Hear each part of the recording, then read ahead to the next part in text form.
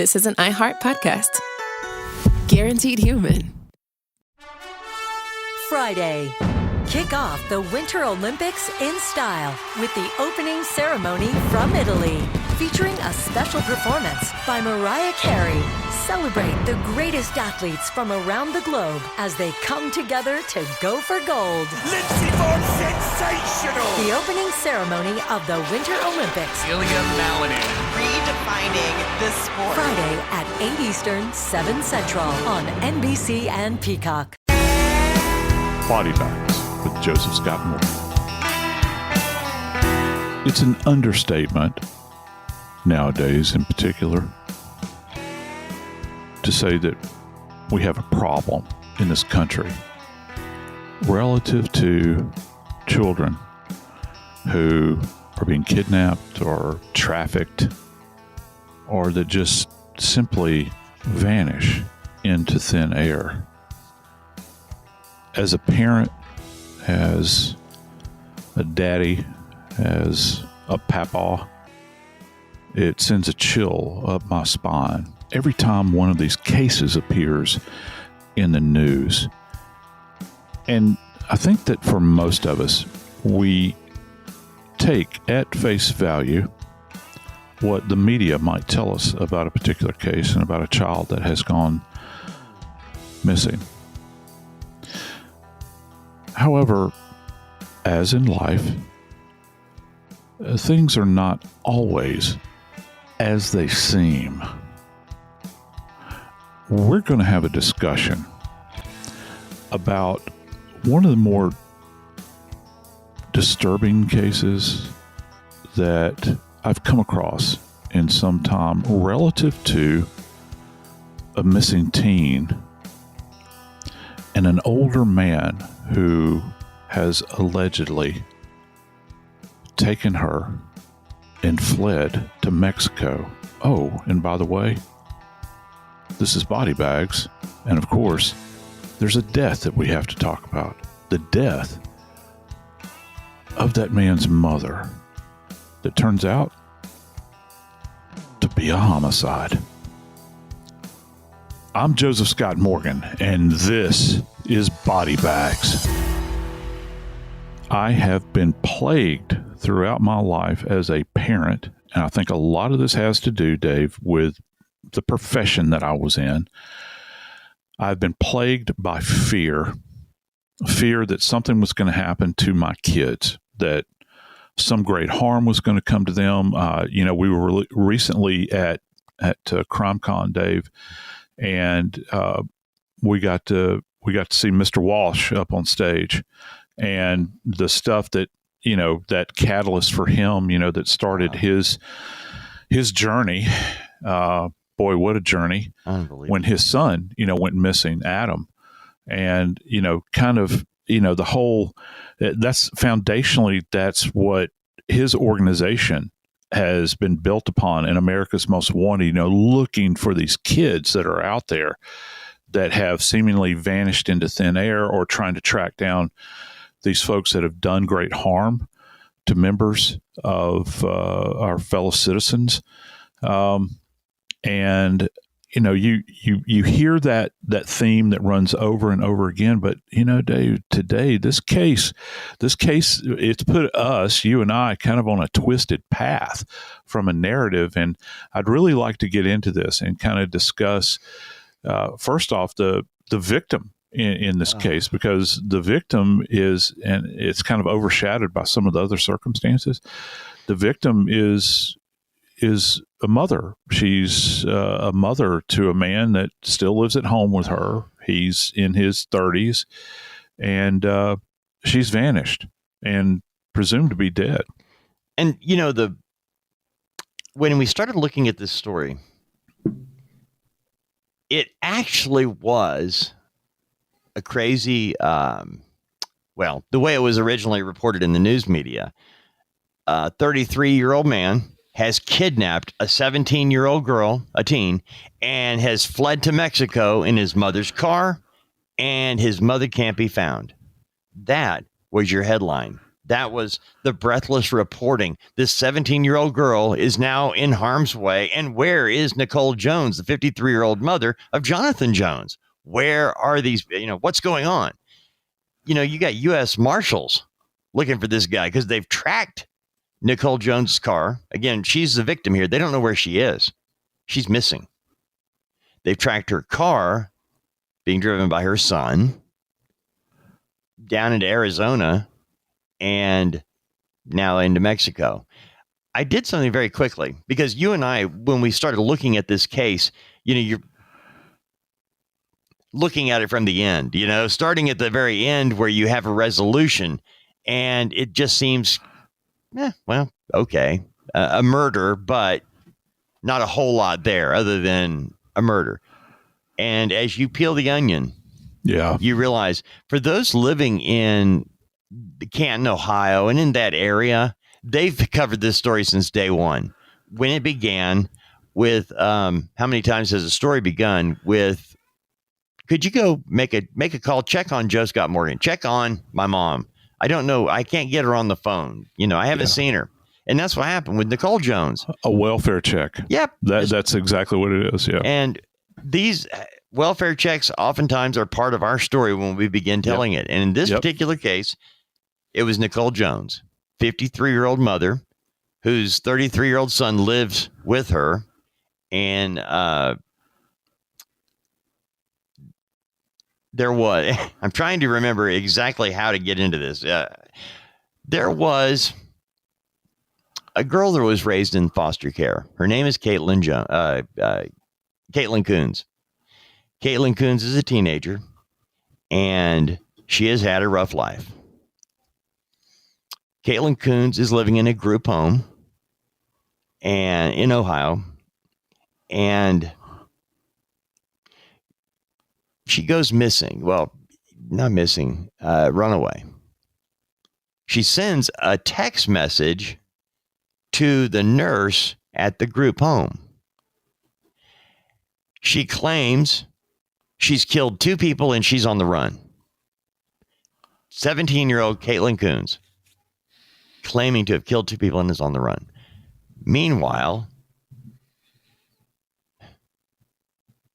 police go and do a welfare check on Nicole Jones, 53 years old, haven't seen her, can't get her on the phone. They get there and she's not there. So that's kind of where this whole story begins, as police are trying to figure out what happened. Got a 17-year-old girl over here. She's got ties to Jonathon Jones. Jonathon Jones is the son of Nicole Jones, and she's missing. It's confusing. But police have a plan, and they are not a plan. They have a story to tell, and the story is Jonathon Jones, who is a guy who is has been arrested and charged with doing some things with children, young girls. He's on the run. Yeah, he is. And kind of with these kind of cases, the tempo picks up very quickly when you start talking about an underage child, which she was 17 at this time, Kaitlyn Coones.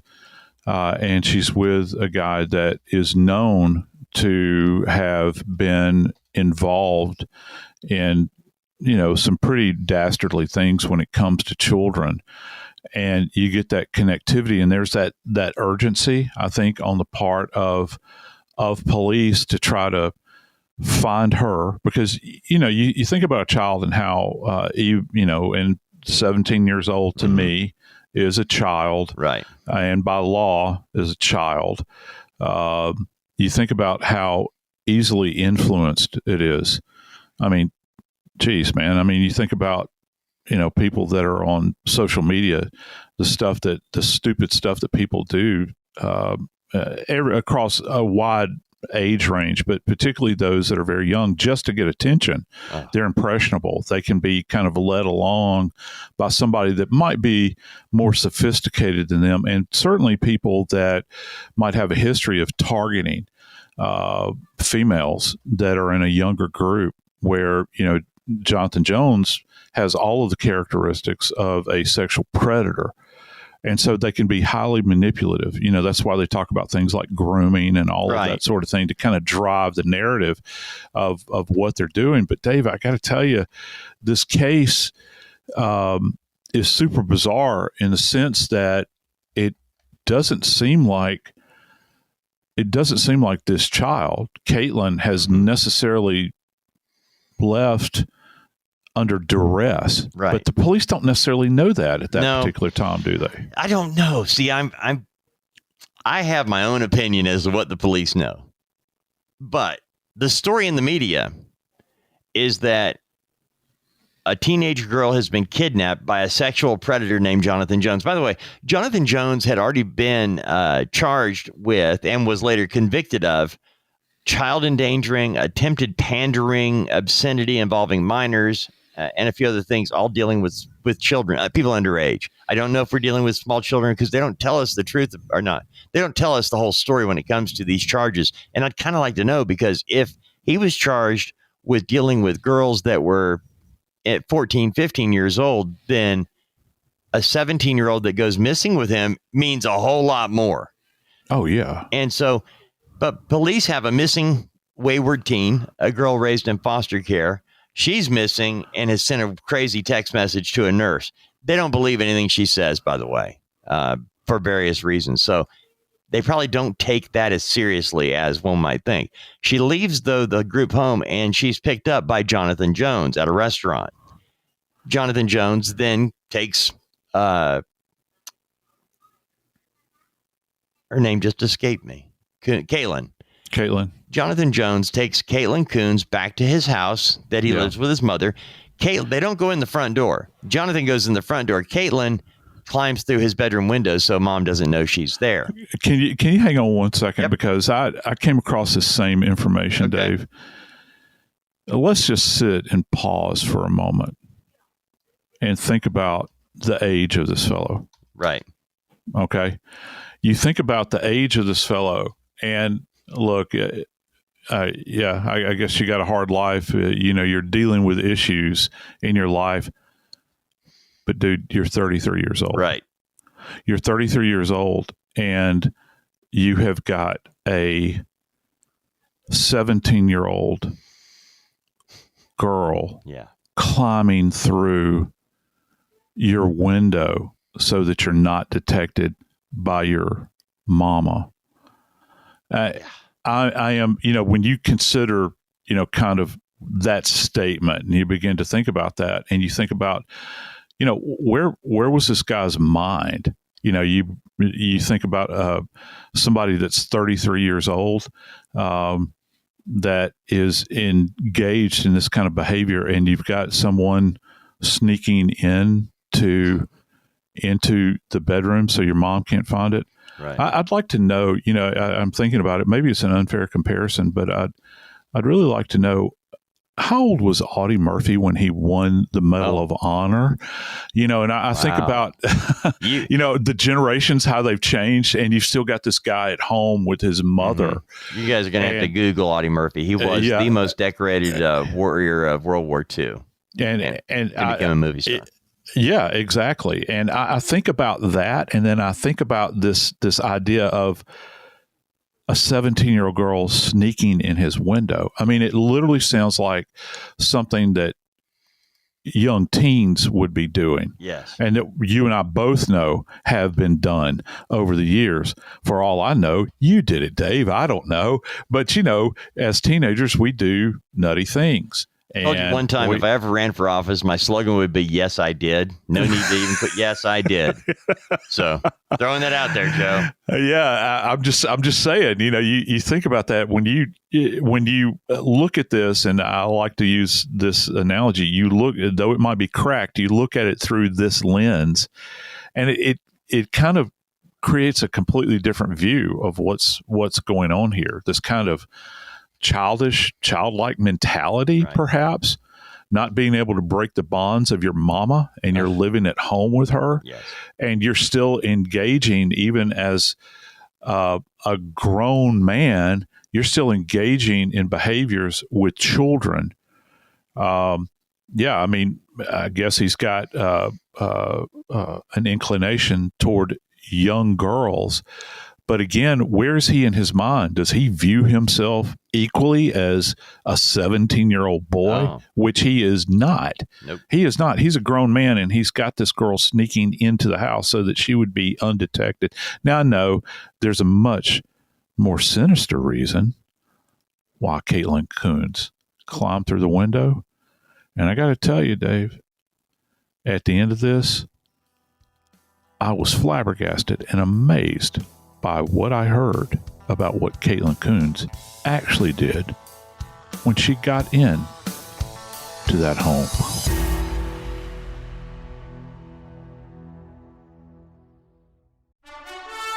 Friday. Kick off the Winter Olympics in style with the opening ceremony from Italy, featuring a special performance by Mariah Carey. Celebrate the greatest athletes from around the globe as they come together to go for gold. Lindsey Vonn, sensational! The opening ceremony of the Winter Olympics. Ilya Malinin. Redefining this sport. Friday at 8 Eastern, 7 Central on NBC and Peacock.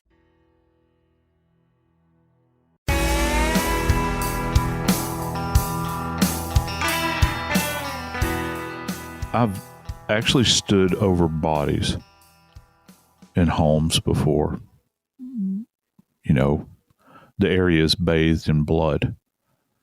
And you think about, I do, at least, or did, think about what happened in this environment.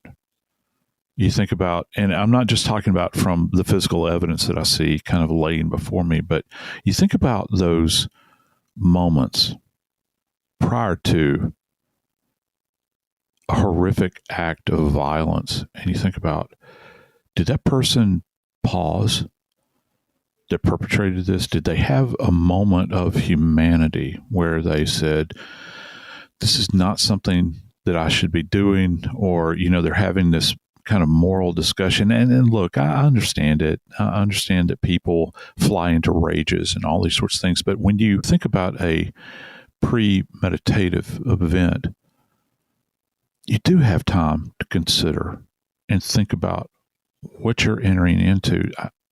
Maybe the key is, do you have the emotional maturity and the moral fiber to stop, to pause, to say that this is probably something I shouldn't do?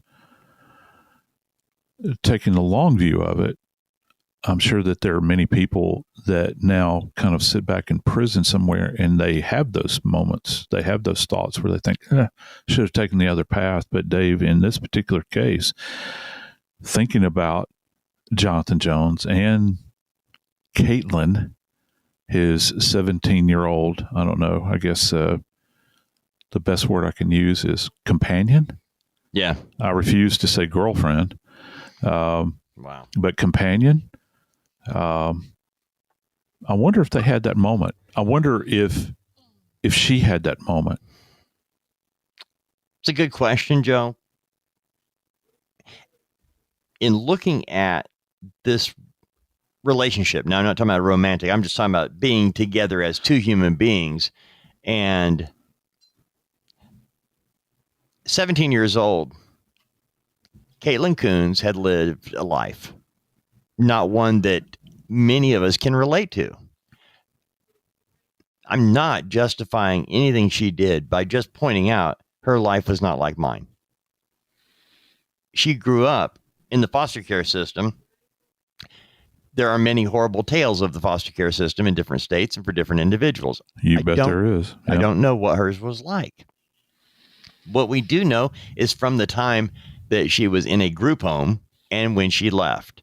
We don't know yet. We'll find out how her relationship with Jonathon Jones began or what transpired to bring her into the house, sneaking into the house. But here's your bottom line. Somewhere during the course of their time together at the home that Nicole Jones, 53-year-old mother of Jonathon Jones, it's her house. Her son lives there with her. He sneaks in Kaitlyn Coones, 17 at the time. Kaitlyn Coones then allegedly gives him an ultimatum. Kill your mother. Kaitlyn Coones, 17, tells Jonathon Jones, 33, you got 5 hours to kill your mother. At 5 hours, Joe, Jonathon hadn't killed his mother. Kaitlyn says, you got 1 more hour. Then I'm taking over. Well, Jonathon Jones didn't kill her in that hour. So Kaitlyn Coones, and I want to know how they are saying this, Joe, but Kaitlyn Coones allegedly went into the kitchen while Nicole Jones is near the refrigerator, opening the door, looking in. Kaitlyn Coones comes up behind her and starts strangling her in the kitchen. Jonathon Jones is watching TV in the living room. He's propped up in the recliner, not doing anything, not protecting his mother, not stopping his girl, well, whatever. And when Kaitlyn Coones cannot strangle Nicole Jones into passing out, unconsciousness, when that doesn't happen, she starts beating her with a blunt object and eventually kills Nicole Jones. Nicole Jones, then her body has to be disposed of. And this is, I'm going to leave it right there for a minute because, Joe, how do you as an investigator figure out, I probably need to throw this out there. Nicole Jones' body has not been found. We don't have a body, Joe. Right. How do you figure out what I just told you is fact? I said this was a fact, that Kaitlyn Coones strangled her, then beat her, and they disposed of her body somehow because we don't have it. How do you prove that? How do you, as an investigator, make sense of what I just said? Every bit of it is circumstantial information at that point. Your absence, the corpus delicti, the body of the crime. I love that term, the Corpus Latin term. delicti. Corpus delicti just rolls off the tongue. Man. And that's a legal term, I know, that talks about the body of the crime, but I like it as it applies to human remains as well, because I've always hold that the body in any case is the central focal point of any kind of death investigation. I know that seems rather obvious. Mm-hmm. However, it contains that information that we're looking for. And when we begin to think about assessment of injuries, because we have several things that have been put forward, right? Yeah. First off, this is a blind attack. I'm envisioning in my mind that the glow of the light from inside of the refrigerator is there. She's bending over, perhaps, maybe looking into the refrigerator, maybe trying to get a closer look. I mean, think about it. Anytime you go into your kitchen and you're looking for something in your refrigerator, and you're totally, you have tunnel vision, right? Mm-hmm. You have tunnel vision in that moment in time. You don't know what's to your left or the right. You don't really pay attention because you're so focused on opening that little door to look inside. And all of a sudden, this demon ascends upon you, wraps her hands around your throat, wraps a ligature around your throat, tries to get you in some kind of chokehold, perhaps, attempting to squeeze the life out of you. You're taken completely unawares. But we don't have a body here in order to make that physical assessment. So we're reliant upon the idea that this information is coming in secondarily. It's all circumstantial data that's coming into us as a result of the police doing their due diligence to try to dig into this case, to try to find Nicole, try to find her body, try to discover what happened to her. You and Joe and I were talking about this earlier, friends, because in the media, I know how things are played out, writing headlines and stories of interest, that get people's attention. In this particular case, I think the police knew a whole lot more than they were sharing because they didn't have a body of Nicole Jones. They didn't know where Jonathon Jones, her son, was, or Kaitlyn Coones for that matter. They didn't know where they were. They knew that Jonathon Jones had taken off in his mother's car. They knew they couldn't find her. So they immediately went there and said, okay, we probably aren't going to find her alive. But in order to get the media behind it, they positioned this, and I'm not knocking them. They positioned it as this 33-year-old man kidnapped a 17-year-old teenager and has fled the country in his mother's car. Yeah. In Mexico, probably. And that was the story that they put out. Because to be honest with you, you want my attention?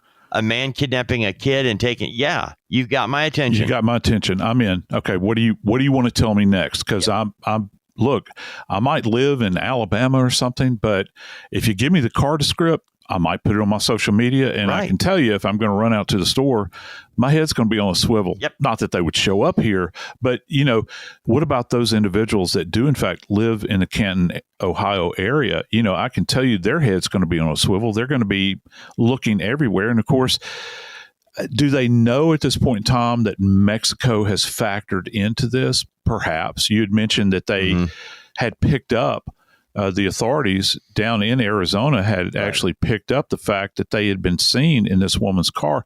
But if we could go back to the scene just a second, because I know all of our friends that listen to Body Bags are going to be saying, Morgan, isn't there something else they could have found at the scene? Oh, yeah.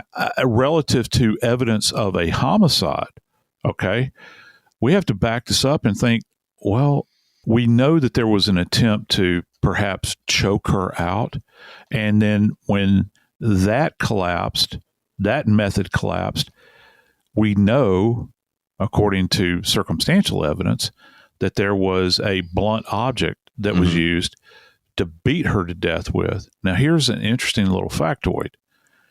Just because you have a bludgeoning, just because you have someone that is striking another person, there's no guarantee there's going to be blood left behind. Because I know people are thinking, well, why couldn't you go in with a Blue Star? Or why couldn't you go in with luminol and look for blood evidence at the scene? And again, going back to that term, corpus delicti, the corpus delicti here you can use blood evidence to say, yes, there was a copious amount of blood that is inconsistent or incompatible with life. They're not seeing that, I'm thinking. And so that, again, you're thinking, well, how are they going to, if they can prove this, how are they going to say that it actually happened? And again, we come back to the circumstantial evidence. I don't know. Do you think, Dave, that an element of circumstantial evidence is the fact that they fled? That they fled collectively? They hop in mom's car. The body is no longer there, and they have fled. Is flight evidence of wrongdoing? Now, I think that's a big question, and it's certainly something that if a juror member was asked that question, they'd want it. They take it under advisement and analyze that and couple that with all the other circumstantial evidence. And that they're seeking to flee the country to get away, to escape the long arm of the law, Dave.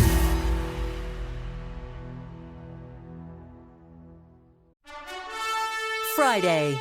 Kick off the Winter Olympics in style with the opening ceremony from Italy, featuring a special performance by Mariah Carey.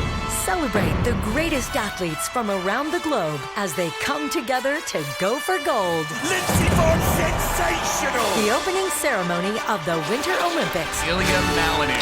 Redefining the sport. Friday at 8 Eastern, 7 Central on NBC and Peacock.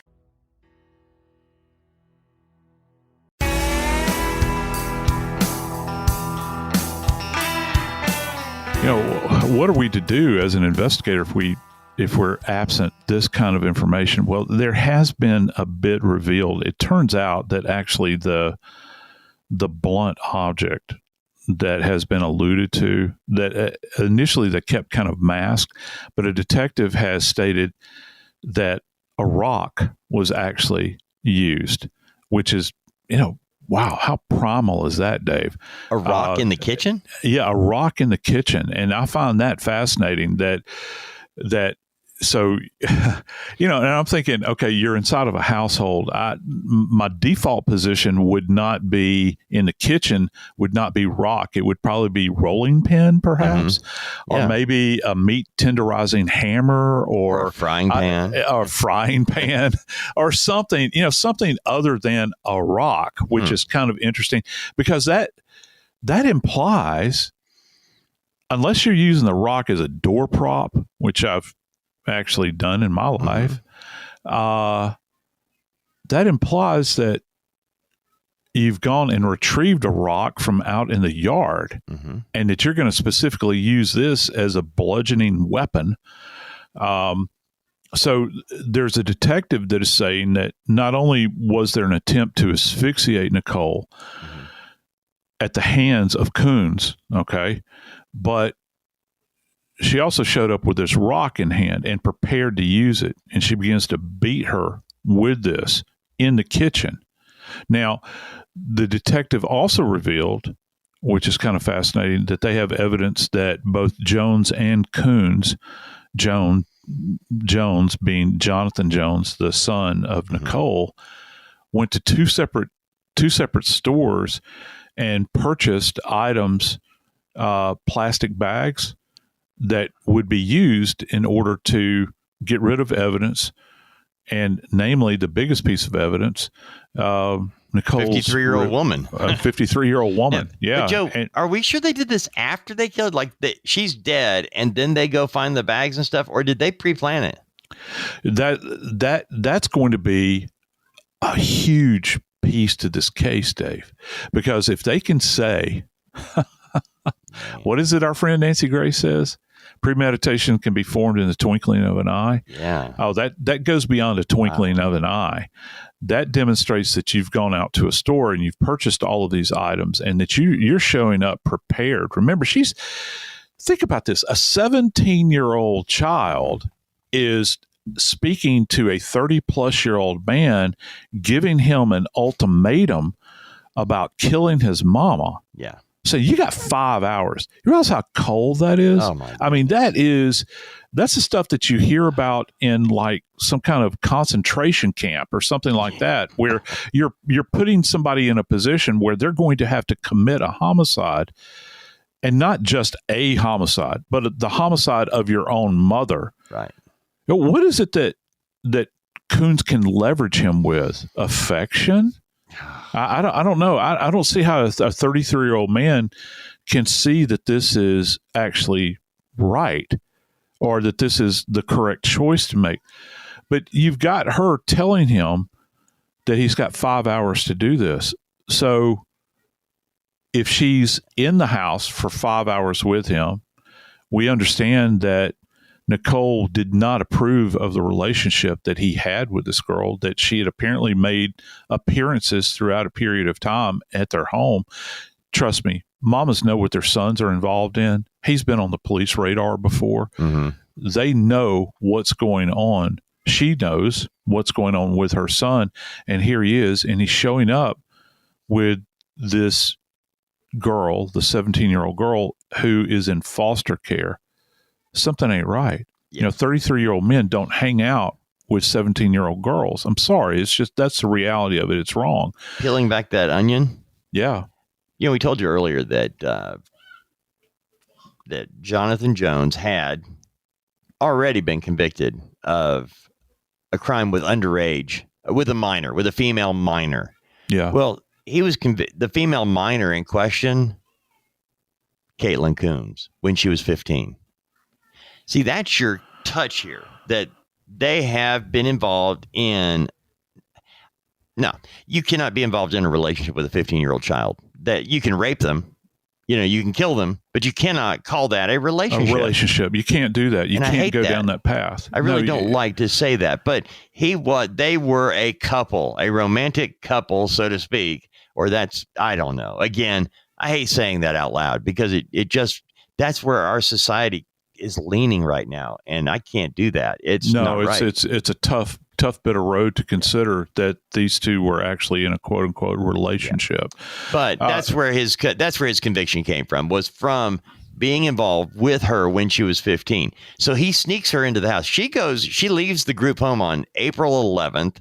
She hooks up with Jones. He sneaks her into the house. And during this time period where he is hiding her, she's prodding him. You got to kill your mom. You got to kill your mom.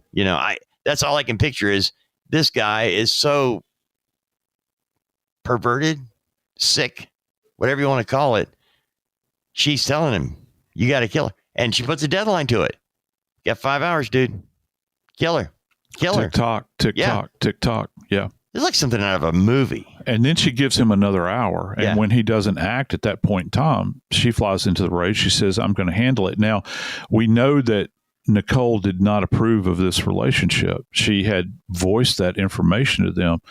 But once you've stepped off into the deep end at this point in time, can you imagine if he is sitting, what we think has been stated, if he was seated in the other room and was not a participant in this event, if he's seated in the other room and suddenly she comes and gathers him and says, hey, I've killed your mama. Mm-hmm. Can you imagine walking into that kitchen where she's literally prepared meals for this man, maybe his entire life? She was providing him with shelter. His murdered mother is laying there, and they have to make a decision. Well, what are they going to do with her? Well, the police go on to say that they had taken the body of Nicole, wrapped her up, they cleaned up, they wrapped her up, and then they went to an apartment complex not too far from where they were and put her in a dumpster. Now, here's the real problem with this. Maybe she's got evidence of blunt force trauma. Maybe she had evidence of having exterior trauma to her neck that would be evidence of an attempted asphyxiation, throttling, squeezing the life out of her. But guess what the cops are saying? They have no hope. When do you get to that point? We have no hope of finding her body, because her body, you have time that elapses because they fled to Mexico. Her body in that dumpster has been, dumped into the back of a big trash truck, hauled off to the local landfill and dumped out there. Landfills are very dynamic environments from a biological standpoint. There's always decomposition going on. Okay. Always. And here's the other thing, Dave, there's always churning that's going on. Anyway. I've said this before, but it bears repeating. If you ever look at the equipment that's used at a landfill and you see those large earth movers out there, they don't have rubber tires. They have these spike wheels on them that have these knobs that are on them, and they're driving back and forth and back, and they're kind of stirring this thing up. It's almost like mulching. Oh, wow. And it's kind of spinning all the stuff up and commingling. So even if you think you're going to have a jackpot moment, where you're going to show up and there's going to be a skull sitting there, or there's going to be a long bone protruding up out of a bunch of milk jugs that ain't going to happen. Wow. Because this stuff has been pulpified. It's been shredded out there. I can understand why the police have kind of lost hope in attempting to find Nicole's body, but they still have these two that they are going to look to try to extract as much information as they possibly can.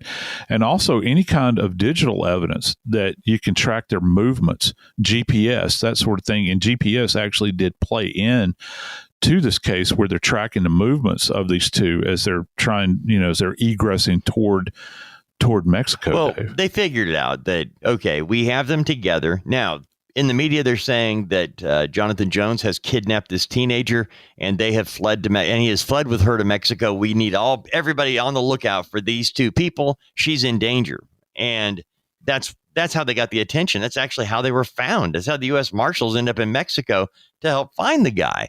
Now, when they do, by the way, quick timeline.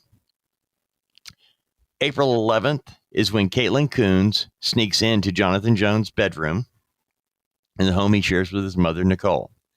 April 19th is the day Kaitlyn Coones kills Nicole Jones, and going to assume they fled shortly thereafter. I mean, they cleaned up the mess, which are you going to find in the kitchen where we believe that that Jonathon Jones' mother, Nicole, was murdered? Are we going to find blood and all that all over the floor? I mean, even if they clean it all up, we're still going to find blood remnant, right? Yes. Okay. Would they be looking for anything else, hair, fire, things like that might have fallen underneath the stove or the refrigerator? Are those types of things going to be found on that floor? A lot of that is dependent upon the level of violence that we're talking about. And yeah, I would think that, boy, wouldn't it be fantastic to get your hand on that rock? Mm-hmm. Yeah. And I'd like to try to understand how they concluded that, because when you think about a rock and being in most rocks that you consider, people, and it can be like an aggregate of broken concrete, or I've seen multiple things being referred to as a rock. When you think about it, a rock generally does not have smooth edges to it that are they're not going to leave a mark behind. It's going to be jagged ridges that cover the surface of it. So let's just think about this. Every time that you make a strike with a rock that has a surface like this, you can have contact trace that pulls away from the body. Particularly, you mentioned hair. Mm-hmm. That's significant here, because if you do multiple strikes and you do break the scalp, which probably would with a rock, there'll be blood transfer onto the rock. Blood's very tacky. People understand that. And every time you strike, you're pulling away more evidence from the body that would be transferred to that rock. Wow. Would there be an opportunity to find something in the home like that? Well, yeah, you could say, yeah, we found a hair. But just because you found a hair in the home, you would expect to find her hair in that home. So I don't know if that's really going to lead. You would have to find something a bit more robust, like a torn piece of flesh, perhaps. Is there something like that is left behind?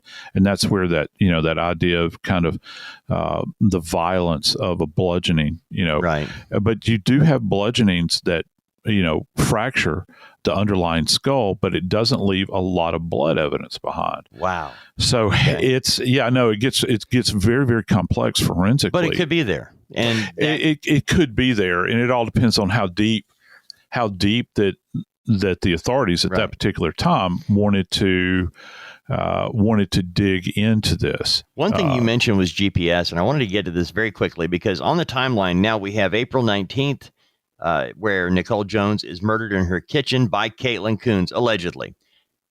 They get rid of the body and take off. Now, in March, a couple of weeks before Kaitlyn Coones left the group home and hooked back up with Jonathon Jones, he was convicted in March of the previous charges that involved Kaitlyn Coones when she was 15. He is fitted with a GPS tracking device when he leaves court that day. Yep. And he's still wearing that device on April 19th when his mother is murdered.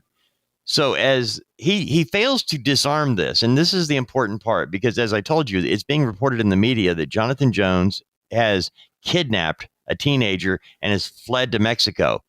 This is how they knew, because he did not disarm the GPS tracking device. And so they knew where he was pretty much. Now, according to the prosecuting attorney, they believe that Jonathon Jones was having sex with underage girls for years. And that's what they're using to get people involved in tracking him and the girl. Now they believe they have murdered him. The police already believe a lot of things. They're not sharing with the public because they got to find him. In Mexico, the U.S. Marshal Service catches up with Jonathon Jones on, did I say March? It was May. Okay, May 8th, U.S. Marshals Service Missing Child Unit. Okay, Missing Child Unit is what captured Jonathon Jones. That's how they were able to get the focus, because of Kaitlyn Coones being underage. So they get him in May 8th. You know what I did, Joe? Because we know what all was going on. And you guys now have learned a lot of things that the media and press didn't share right off the bat. This happened, in last year, April and May of 2023. I went back and I looked up Kaitlyn Coones' Facebook page. And I thought, let's just see what was going on. On April 14th, 2023, 5 days before the murder of Nicole Jones, Kaitlyn Coones wrote, I was in a car accident February 22nd, and it changed me.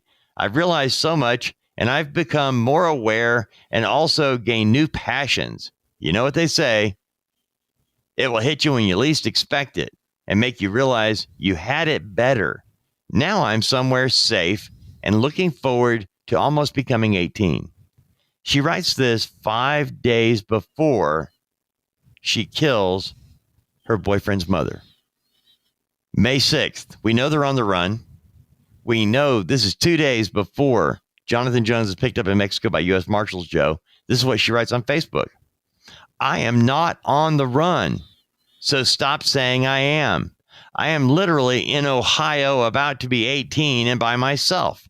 I don't know any Jonathon. I'm a new person, not like before. I've been doing really well, and you guys are trying to say I ran when I didn't.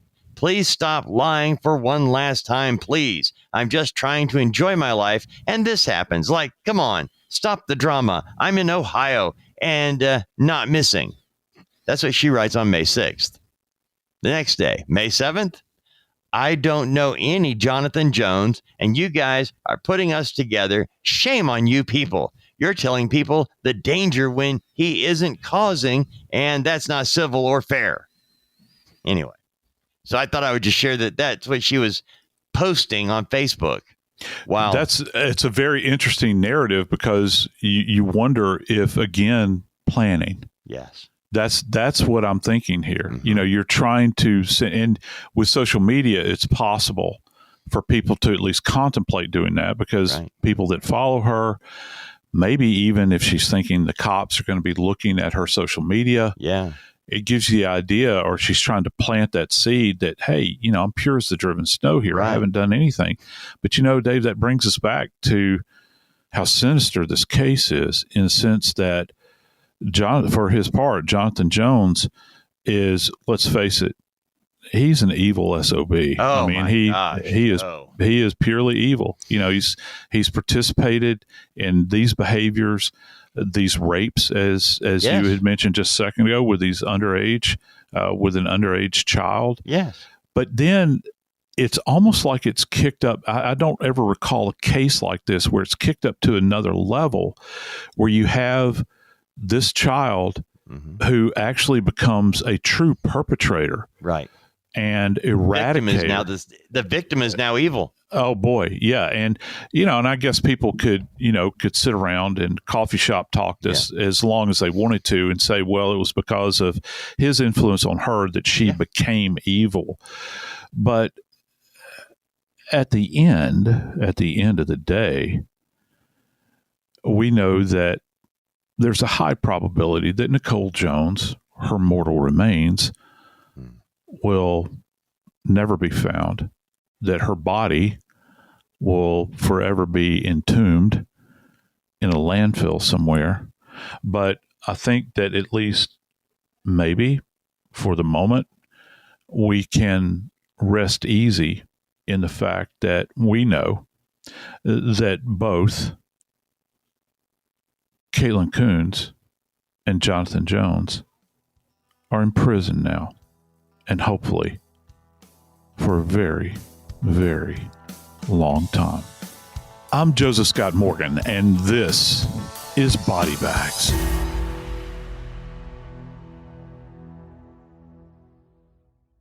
This is an iHeart podcast. Guaranteed human.